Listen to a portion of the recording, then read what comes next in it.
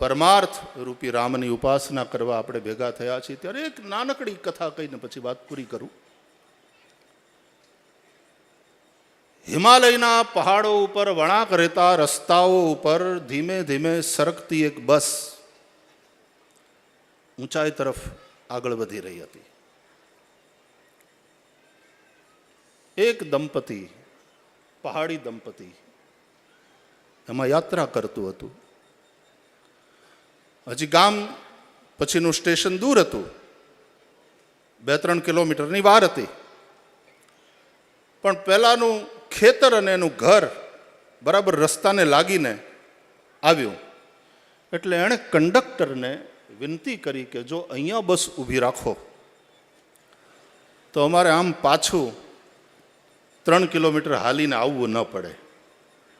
એટલે કંડક્ટરે એક ઘંટી મારી, ડ્રાઈવરે બસ ઊભી રાખી.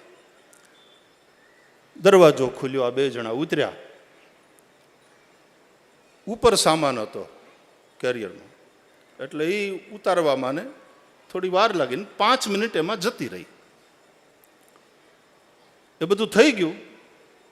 કંડક્ટરે 2 ઘંટી મારી, બસ પાછી ધીમે ધીમે આગળ ગઈ.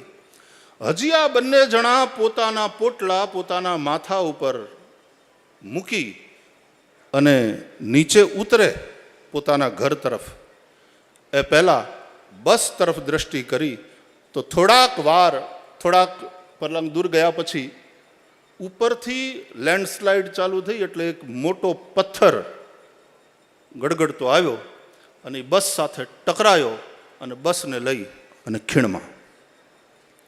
ચીસોથી વાતાવરણ ભરાઈ ગયું. લગભગ કોઈ બચ્યું હોય એવી સંભાવના નહોતી.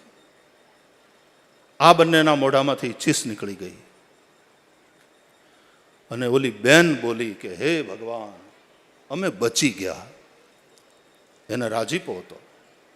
પણ એ સમયે પેલો પુરુષ એ રડવા માંડ્યો, એની આંખમાં અશ્રુ હતા.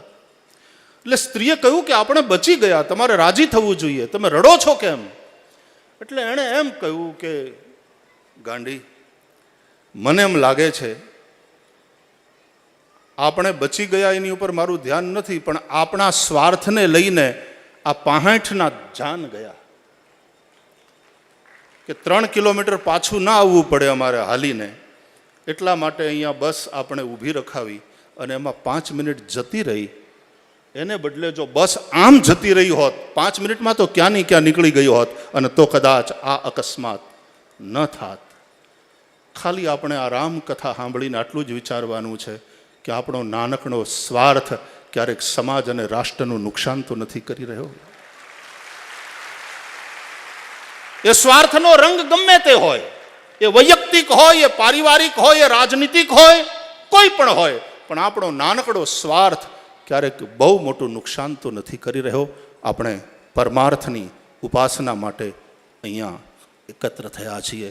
એ રામ બ્રહ્મ પરમાર્થ રૂપા અભિગત અલખ અનાદિ અનુપા.